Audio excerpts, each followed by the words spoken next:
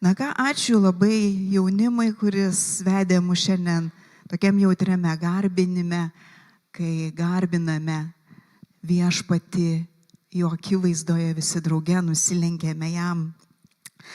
Išties antras mėnesio sekmadienis jau metai, spalio mėnesį bus lygiai metai, kai yra skiriamas pamaldoms kartu su jaunimu. Bažnyčia ateina kartu su jaunimu, ne tik tai jaunimo pamaldos, bet kartu su jaunimu. Visiems. Ir jos yra ypatingos to, kad jaunimas jie drauge tarnauja. Ir tai yra tas praktinis tikėjimas, ką šiandien jau ir girdėjome stovykloje, kaip praktiškai veikia tikėjimas. Tiesiog tiek bendruomeniniu lygiu, tiek, žiūrėk, oro sąlygos, tiek suburiant žmonės ir panašiai. Praktinis tikėjimas. Tarnavimas Dievui irgi yra tikėjimo praktika. Ir tikėjimui reikalinga praktika, kad jisai augtų. Ar ne? Kad taip kaip ir kūnui yra reikalingi fiziniai pratimai, kad jis būtų stiprus, taip ir tikėjimui yra reikalinga praktika. Ir vienas iš tokių svarmenų, kuris augina tikėjimą, stiprina jį, yra tarnystė Dievui. Todėl jaunimas tarnauja. Bet taip pat šitose pamaldose mes atsakinėjame jaunimo klausimus ir jie visi yra labai geri. Išties ir tiems, kurie seniau tikime, kažką pakartoti, daugiau sužinoti, ir jaunimui, kuris trokšta pažinti Dievą, tai mus labai džiugina. Trokšta pažinti Dievą, trokšta pažinti šventąjį raštą. Ir šiandienos tema yra, ką Biblija kalba apie dangų. Vau! Apie dangų, ar įmanoma tiesiog žmogiškai žodžiais pasakyti apie dangų. Bet iš tie šventame rašte yra daug pasakyta. Ir Biblija labai gražiai suformuotas yra šitas klausimas, ką Biblija kalba apie dangų, tai ji kalba šiandien. Nekalbėjo, ne kažkada pasakė, tai buvo, galbūt tai tiesiog senovinės žinios, kurios nebetinka šiandieninėme pasaulyje, nebetinka tau ir man. Ne. Biblija kalba čia ir dabar. Pasakykim, čia ir dabar. Ir Biblija kalba man. Pasakykim, man. Ji kalba. Tai yra kalbanti knyga kiekvienam amžiui, visais laikais, kalbanti knyga apie Dievą ir Dievas kalbantis į mūsų širdis per ją. Ji kalba. Ir žinoma, ji kalba apie dangų. Ir apie dangų yra išties labai svarbi tema ir svarbu apie tai kalbėti, nes apie dangų ir amžiną gyvenimą materialėjančiame pasaulyje, su to polinkiu į materializmą ir malonumus, kad tik šitas pasaulis yra tikras, gyvename čia ir dabar, pasiemk visą malonumą ir viskas, nes niekas nieko nežino, kas yra po to. Per mažai yra kalbama apie amžinai gyvenimą. Kuo žmonės geriau gyvena, ypač vakarų kultūra, kuo jį geriau gyvena materialiai, tuo jį mažiau kalba apie amžinus dalykus. Kuo žmonės labiau susiduria su vargu ir sunkumais, tuo labiau žvelgia į amžino gyvenimo vertę ir svarbą. Ir mums kaip krikščionims yra labai svarbus amžinasis gyvenimas. Dangus yra būtent iš šitos temos. Ir tai yra labai sudėtingas ir sunkus klausimas, ypač pasakyti apie tai trumpai, nes visas šventasis raštas nuo pradžios iki pabaigos, nuo pirmos knygos iki paskutinios, nuo pradžios knygos iki apreiškimo knygos, daug kalba apie dangų. Yra daug pasakyta ir tai yra amžino gyvenimo temos dalis. Visas šventas raštas yra skirtas mus išganyti amžinam gyvenimui. Amžinam gyvenimui. Taigi dangus yra amžino gyvenimo dalis. Ir tai yra šlovingiausia viltis, kokią gali turėti žmogus žemėje. Viltį. Gyventi su viltimi. Ne be Dievo ir be vilties šiame pasaulyje, bet su Dievu ir su viltimi šiame pasaulyje. O kaip apaštalas Jonas sako, šita amžinojo gyvenimo viltis mums padeda skaistėti ir eiti į tą amžinąjį gyvenimą.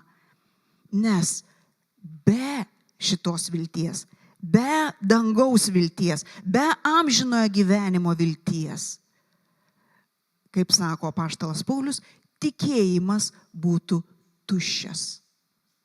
Tikėjimas būtų tuščias be vilties.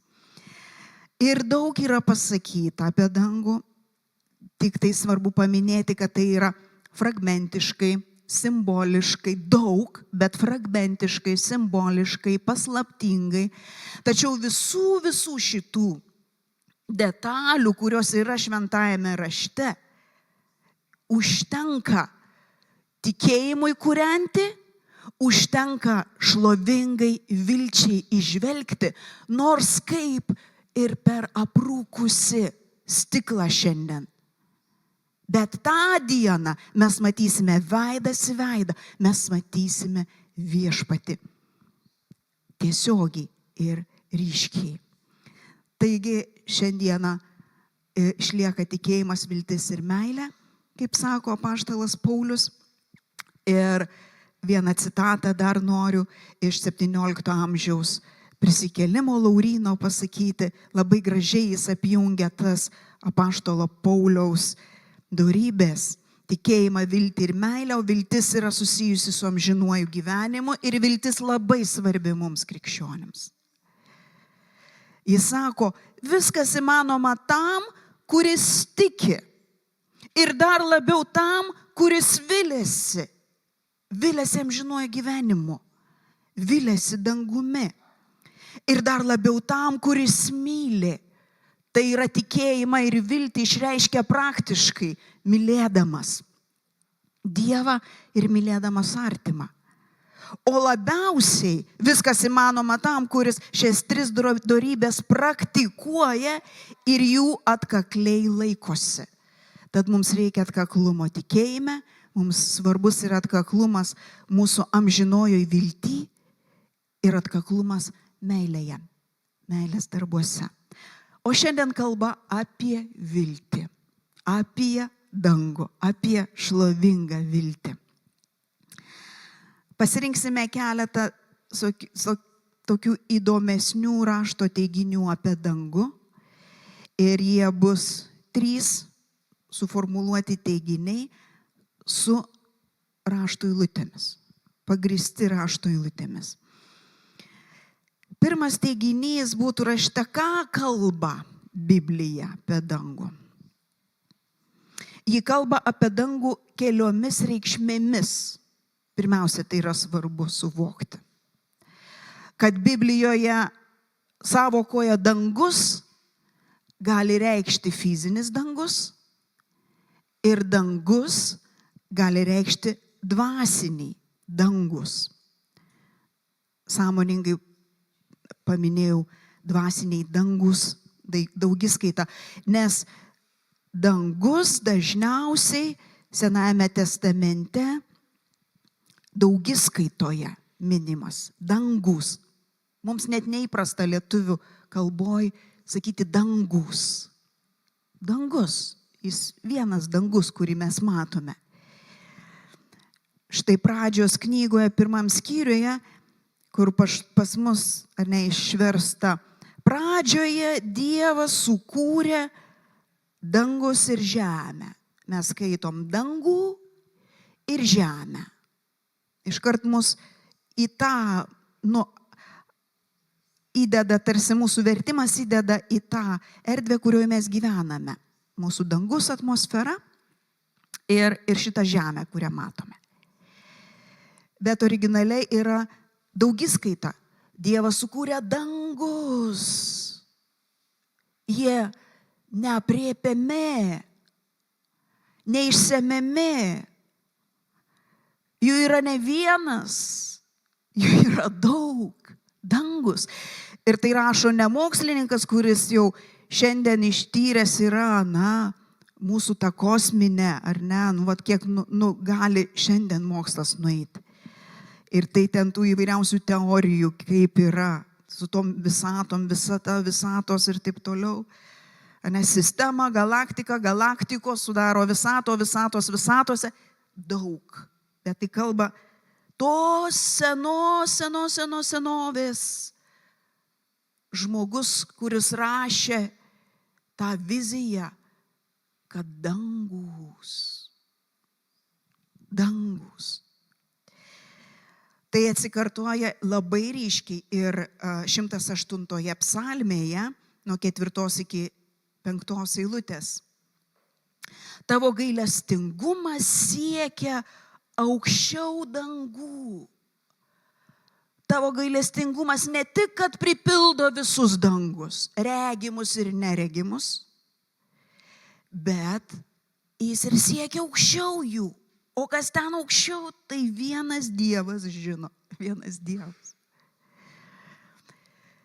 Būk išaukštintas danguose ir tavo šlovė tebūna visoje žemėje. Išaukštintas danguose. Taigi tas fizinis dangus, jau vien fizinis dangus, šiandien jau ir iš mūsų žinojimo, ne tik tikėjimo, yra sluoksniais, ar ne? Yra regima atmosfera, yra stratosfera, kur pakyla, ar ne, skraidantieji lėktuvai, yra kosmoso pasaulis. Už stratosferos tie sluoksniai, sferos yra. Na ir po to jau minėjome, kad ir visata jį tokiais kaip sluoksniais. Panašiai galima būtų sakyti, kad ir dvasiniai dangus yra ne vienas. Jis nelik yra lygiais, nelik sluoksniais, nelik sferomis, nelik aukštais. Tokiais simboliniais žodžiais galima būtų įvardinti ir tai besiplečiantis galbūt, beaugantis, pagal dvasinius dėsnius veikiantis dvasinis pasaulis, dangus. Ir tai, kad dangus yra ne vienas, labai stiprų paliudijimą mums teikia apaštalas Paulius, kad dvasinis dangus yra ne vienas. Štai labai stipri, tiesiog antgamtinė rašto eilutė 2 Korintiečiams 12 skyriuje, nuo 2-3 paskaitysime. Apaštalas Paulius, kalbėdamas su Korinto tikinčiaisiais, kalba jiems apie žmogų, sako, jis kalba apie save, bet kalba apie jį trečiu asmeniu, nes nevalia girtis, kad aš esu tas žmogus, kuris patekau į dangų. Jis nenori taip, sako, jeigu aš girsiuosi savo silpnumu, kad Dievo stiprybė pasireikštų manyje. Neregėjimais, ne stebuklingais darbais, ne darbais, bet silpnumu. Aš nenoriu girtis tais dalykais, bet sako, aš pažįstu žmogų Kristuje, kuris prieš 14 metų, jis žino tiksliai laiką, kada tai įvyko, ar kūne, ar be kūno, nežinau, Dievas žino, buvo paimtas iki 3 dangaus. Ir žinau, kad šitas žmogus, ar kūne, ar be kūno, nežinau, Dievas žino, buvo paimtas į rojų ir girdėjo neišreiškiamus žodžius, kurių nevalia žmogui ištarti. Štai ką Biblija kalba apie dangų. apie dangų, kuriame pabuvojo Paulius. Pirmiausia, jis pasako, kad mane Dievas paėmė tą žmogų, sakykime, bet mes jau žinome, kad tai yra apaštalas Paulius, paėmė į trečiąjį dangų, trečiasis dangus. Ir lieka klaustukai. Pirmasis, antrasis, o kiek dar yra? Ketvirtasis, penktasis, šeštasis, kiek tų dangų yra? Kokios sferos jų? Kokie jų sluoksniai? Bet jis aiškiai pasako, trečiasis yra skaičiuojamas. Ir versijos interpretavimo to trečiojo dangaus yra įvairios. Ir tai yra interpretacijos. Su kuo mes susidurėme, tai su tuo, kad Paulius sako, aš aiškiai žinau, tai buvo trečiasis dangus. Ir žinoma, jis kalba apie dvasinį dangų. Ir taip pat yra įdomus toks faktas, kad apie dvasinių dangų skaičiavimą mini ir viena knyga tarptestamentinė knyga tarp Seno ir Naujojo testamento judėjų tradicijoje Izaijo paėmimas į dangų knyga. Ir ten kalbama apie 7 Dievo dangus. 7 gal dėl to, kad tai yra pilnatvės, Dievo pilnatvės skaičius šventam rašte. Labai stiprus simbolinis skaičius.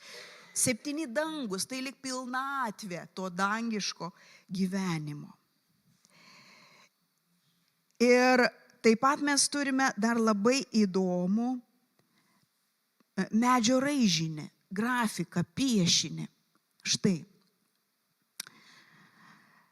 Šitas piešinys yra viduramžių laikotarpio, jo autorius yra nežinomas.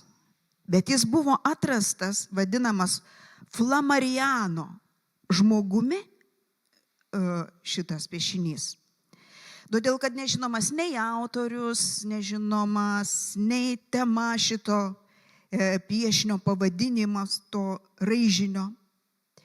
Yra tik tais žinoma tai, kad jis buvo atspausdintas būtent XIX amžiaus astronomo Flammariano knygose, kuriuose jis įdėdavo įvairias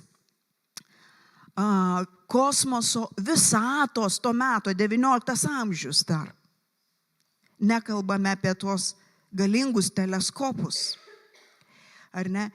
Vat surinktas tie istorinė tokia medžiaga, kaip žmonės tyrinėjo dangus ir kaip suprato dangų dangus. Ir be abejo, šitas piešinys buvo didžiulis įkvėpimas daugeliu amžių astronomams. Yra žmonės, kurie nori tyrinėti dangų ir tą regimą ir neregimą, tiesiog aistra dangui.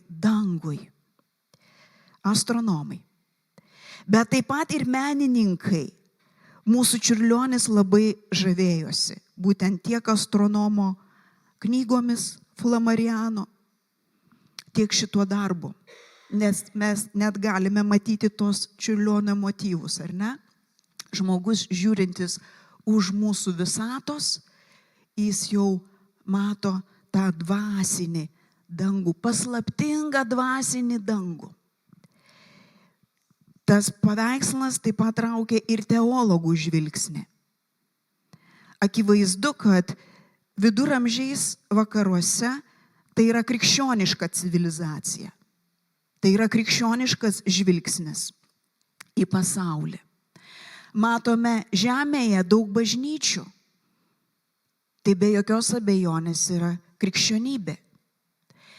Ir mokslininkas vienuoliškų drabužių, tas, kuris pažvelgia į transcendentinį, nebe į natūralų pasaulį, bet į antgamtinį pasaulį, tikėjimo ir vilties žvilgsnio. Švento rašto pažinimu jis žvelgia į anapusybę ir ką jis mato, jis mato dangus sluoksniai. Ir irgi su kažkokiais šviesuliais, bangomis, debesis, ne debesis, ūkas, ne ūkas. Ir matote, ten ratai yra iš pranašo Jezechielio.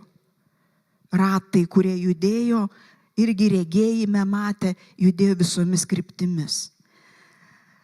Taigi, tai irgi toks iš tų parodymų ir tokios iliustracijos, kaip suprantama buvo krikščioniškoje tradicijoje tie dangus, ta daugiskaita.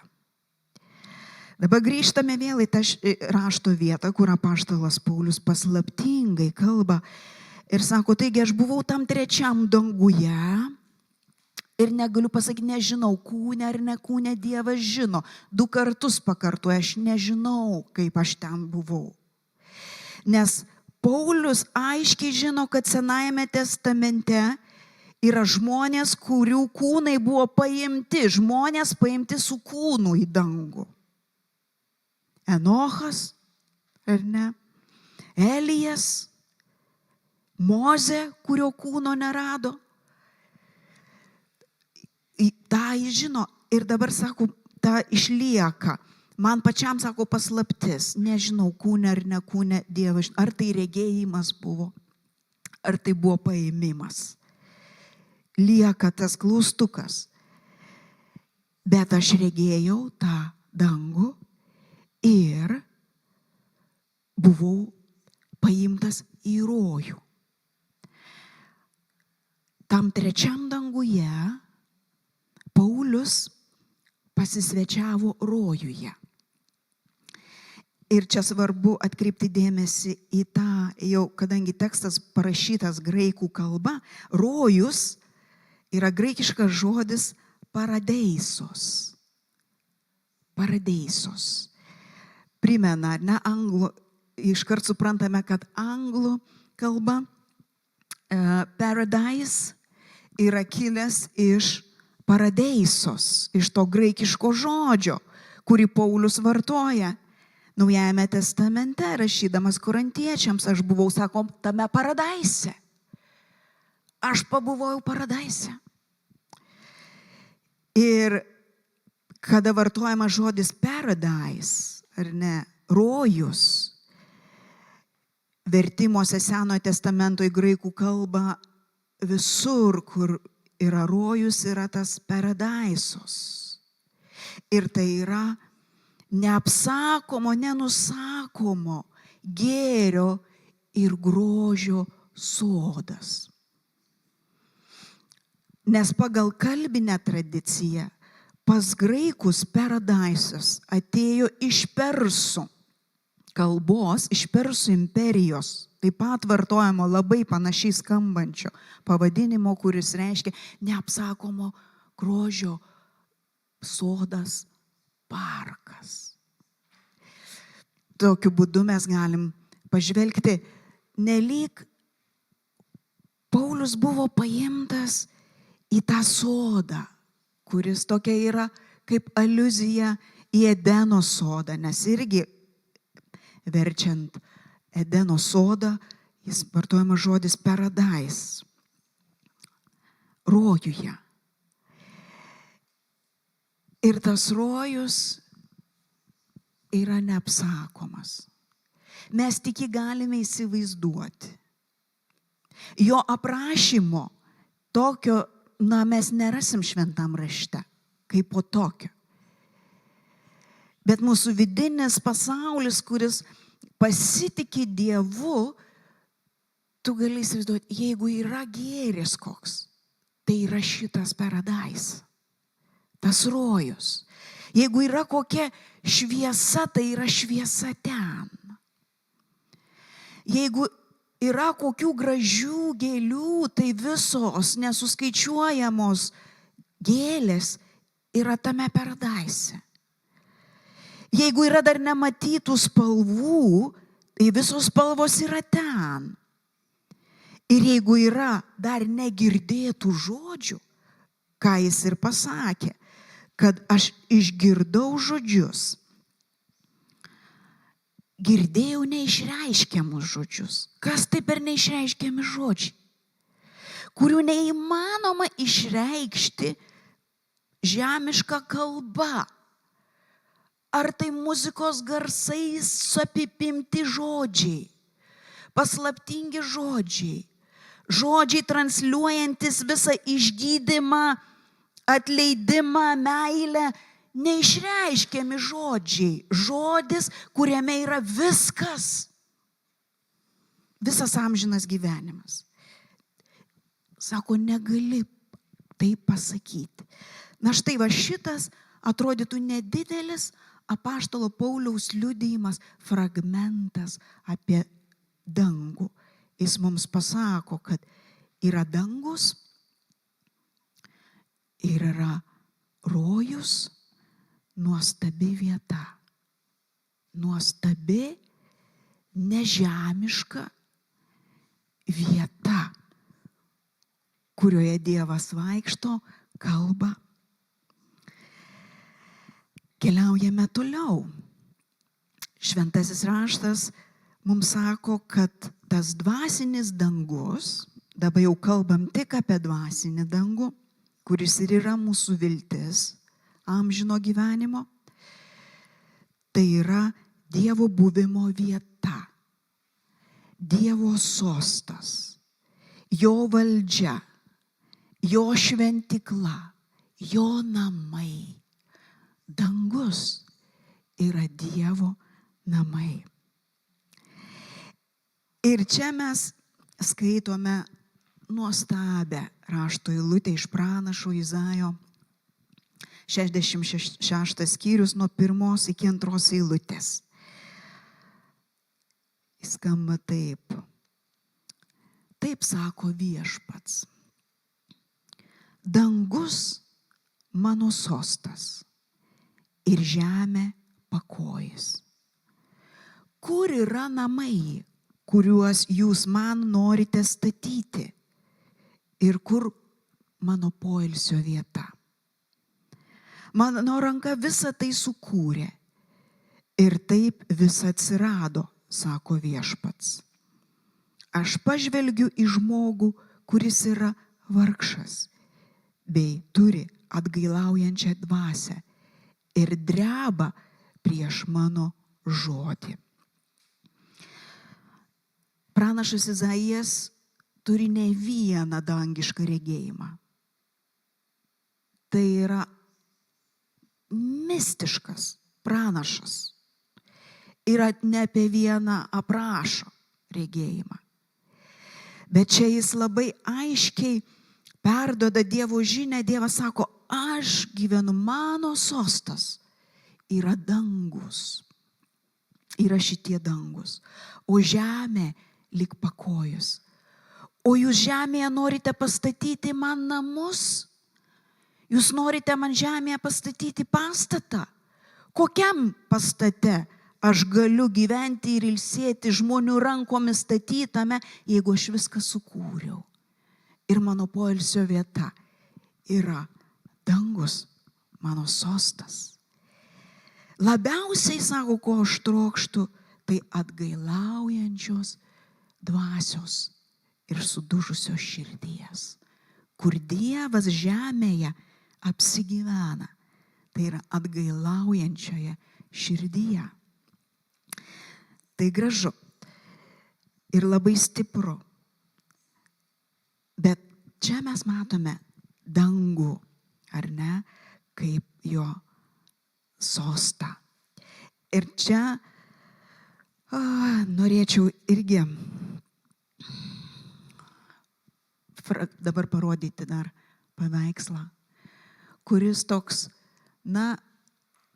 artimiau tam yra, ar ne? Dabar jau, Čiurlionis irgi įsikvėpęs Flamariano žmogaus tokia vizija, matymų, pažvelgimų į anapusybę yra sukūręs mūsų labai žinomas lietuvių tapytojas, menininkas, kompozitorius. įstabius paveikslus. Reks yra visas ciklas, valdovas. Valdovas. Beje, tuo pačiu galima pareklamuoti, kad šiuolaikiniai menininkai yra pastatę nuostabų tokį 3D, kai nusikeli, užsidedi akinius, kelionę po būtent Čiurlionio pasaulį, kuris perkelia į anapusybę 20 minučių. Paskraidyti su juo labai rekomenduotina, Angelų takais. Mums dar pernai Rūta su Ginto prirodė, sako, varykit, ir Valužiai buvo atvažiavę, tarnavę. Jūs kaip tokios meninės dvasinės sielos, varykit, sako, į šitą.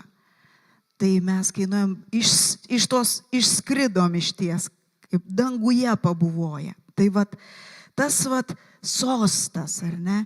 Ir dangus aplinkui, kojas remiasi žemė, žemė aukuras Dievui. Valdovas sėdintis soste, apimantis visus sluoksnius dangų. Visur jis, visur esantysis. Tik tais tokia simbolinė figūra, valdanti, sėdinti, bet jinai yra visur, visur esantis. Kaip Dievo dangų, kaip buvimo vietą ir Jėzus mums antrina. Mato Evangelijoje 6 skyriuje. Ar ne, Tėve mūsų maldoje. Tėve mūsų, kuris esi kur? Pasakykim kartu. Danguje. Tėve mūsų, kuris esi danguje. Tavo buvimo vieta danguje. Tu esi. Teesie šventas tavo vardas, teateinie tavo karalystė, iš dangų tavo karalystė, teateinie į žemę. Kaip danguje, taip ir žemėje. Kaip ten danguje tavo valia, kaip ten danguje tavo šventumas, kaip ten danguje neapsakomi dalykai. Tegul ir žemėje mes taip meldžiame. Ir po to jau vyksta tolimesni žemiški prašymai. Duok mums duonos kasdieninės, ar ne? Apsaugok mus nuo pikto ir atleis mums mūsų kaltes, kaip ir mes atleidžiame. Tai yra tai, kuo mes susidurėme žemėje. Žemėje mes susidurėme su stygiu, žemėje mes susidurėme su blogiu ir žemėje mes susidurėme su neatleidimu, su kova santykiuose. Su tuo mes susidurėme žemėje, bet danguje netrūksta duonos. Nėra stygiaus. Yra apstumas ir gausa, nėra jokio stygiaus, todėl pas dangišką tėvą atėję. Mes sakome, Dieve, tavyje nėra stygiaus. Ir tu gali atjausti tą vargšą alkstantį, kuris prašo duonos. Ir tie dangiški spinduliai mus pasiekia. Vyksta tie stebuklai. To iš skurdo, to pamaitinimo ir taip toliau. Taigi ten atmosfera pilna atleidimo, pilna meilės. Ten nėra piktojo, ten nėra blogio. Galbūt jis gali ateiti leidus Dievui, kaip Jobo knygoje mes matome, ir atėjo velnias pas Dievą. Ir dėl Jobo kalbėjosi su Dievu. Bet jokio blogio nėra danguje. Tai dar vieną sceną dangišką mes ten turim, ar ne, Jobo knygoje. Na ir galiausiai, ką norisi pabrėžti, kad dangus rašte yra nuostabi amžinojo gyvenimo vieta su Dievu. Tai yra mūsų amžinojo gyvenimo su Dievu. Nes kaip Dievas yra amžinas, taip ir mes esame pašaukti tam ir išgelbėti, tam Kristus ir atėjo, tam Kristus ir kovojo dėl kiekvieno iš mūsų, kad nuplėštų tos nuodėmės pančius, kad nutiestų gyvą kelią pas Tėvą, kad sugrąžintų mus į Edeną, sugrąžintų mus į Paradaisą, sugrąžintų mus į tą sodą, sugrąžintų mus į amžinąjį gyvenimą.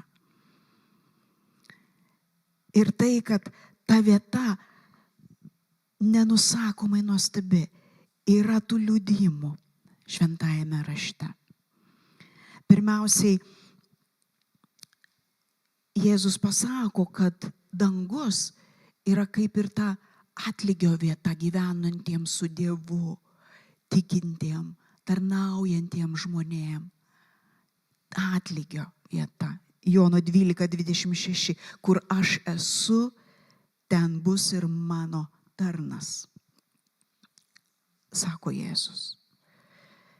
Šiandien Jėzus danguje, kur aš esu, ten bus ir mano tarnas. Ten ir mūsų vieta amžino gyvenimo. Jono 14:2 Jėzus sako, mano tėvo namuose daug buveinių. Jei taip nebūtų, nebūčiau jums pasakęs, einu jums vietos paruošti.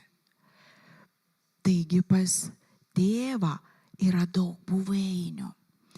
Tai vėl tie paslaptingi sluoksniai, tie aukštai, ar ne, ir sferos, bet jos yra nuostabios Dievo žmonių gyvenimui, Dievo tautai. Jos yra pagodžiančios, jos yra be galo viltingos. Ir tas peržengimas iš materialaus gyvenimą į dvasinį gyvenimą per mirties slenkstį, tai įėjimas į dar geresnį, nepakartojamai geresnį pasaulį. Čia norėčiau pacituoti tik Apreiškimo knygos 21 skyriaus 3-5 eilutę, kai apaštalas Jonas mato naują dangų, naują žemę ir mato Dievo buveinę tarp žmonių. Tiesiog perteikia tą neapsakomą atmosferą, dangišką, dangaus atmosferą. Todėl ir sakome, kad tai yra nuostabi vieta gyventi amžinybėje. Ir išgirdau balsą skambantį iš dangaus. Štai Dievo buveinė tarp žmonių.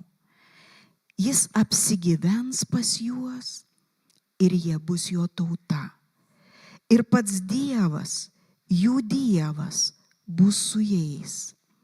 Jis nušluostys kiekvieną ašarą nuo jų akių, nebebus daugiau mirties, nei liūdesio, nei dejonės, nei skausmo daugiau nebebus.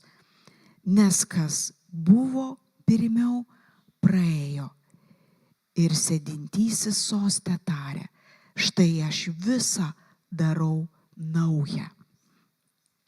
Taigi Dievo žmogaus peržengimas per Kristų kaip kelią į dangų yra tas visa nauja, į kurį mes pateksime. Mes viliamės ir šitą viltimi skaistiname savo gyvenimą, kad šito tikslo neprarastume, kad į jį įeitume, dangiškąją, tą viziją matytume ir ten, toj dangiškoj vizijoje, mes regime Tėvą tarp mūsų. Ten daug buveinių, ten daug žmonių, dangus nebus tuščias, jame bus daug tautų, jame bus daug mylinčių žmonių, mylinčių Dievą, mylinčių artimą. Bet pats nuostabiausias pasisotinimas, pasigėrėjimas bus tuo, kurį mes matėme raštuose, lyg per aprūkusi stiklą. Viešpats vaikščios mūsų tarpe ir jo meilė bus guodžianti. Kiekviena ašara nušluostyta, kiekvienas sunkumas suprastas, kiekvienas nugalėtas iššūkis tiesiog su Dievu išgyventas. Ten nebebus mirties, ten nebus tas, kas naikins, nebus naikinimo, nebus neapykantos, nes neapykanta naikina. Atmosfera dvejonės, dejonės, skausmo, nieko neliks. Tokia dieviška palaima. Sakai, mes palaimoje. Ir čia tiesiog iliustracija vėlgi Čiurlionio, kuris ir manomas, kad yra vienas šviesiausių jo darbų. Angelėliai vadinasi. Angelėliai. Anapusinis pasaulis ir rojus skliausteliuose. Tas paradise, ar ne? Ir angeliukai, jie tokie lengvi. Sielos tokios lengvos, be apsunkinimo. Tai yra menininko vaizduotė. Joje čia tiek daug šviesos. Tiek daug šiltos, auksinės šviesos. Vėl mes matom pievą, lyg ganyklą, lyg laiptai, kas, galima ir augti, ir kopti, ir pažinti. Bet šalia tokia taika, tokia ramybė, toks įvairumas. Man tai labai gražu, kad tie angelai skirtingų spalvų, pastebėjot, ar ne? Ir dar sparnai tokie skirtingi, rausvų, melsvų, gelsvų. Tai vat tas galima išgirsti tą aliuziją, kad kai sako, jūs atėjo pas Jėzus sadukėjai, reiškia, ir sako, tai vat kieno šita moteris bus žmona danguje, jiems rūpi toks žemiškas klausimas, nes jinai buvo žmona 7 vyrų žemėje ir gundė Jėzų tokiu klausimu. Tai danguje, tai kaip dabar, kaip ją pasidalins danguje vyrai? Ir viešpats jiems atsakė, nieko jūs nesuprantate. Jūs nesuprantate nei raštų, nei Dievo jėgos. Anapus, ten danguje, visi bus kaip angelai. Visi bus kaip angelai. Visai kiti dėsniai, visai kiti matmenės, visai kitas gyvenimo ritmas ir kitas pasaulis. Nepalyginamai geresnis. Nei šiandien gyvename su iššūkiais, bet neprarasti su viltimi ir su Dievu šiame pasaulyje. Hallelujah.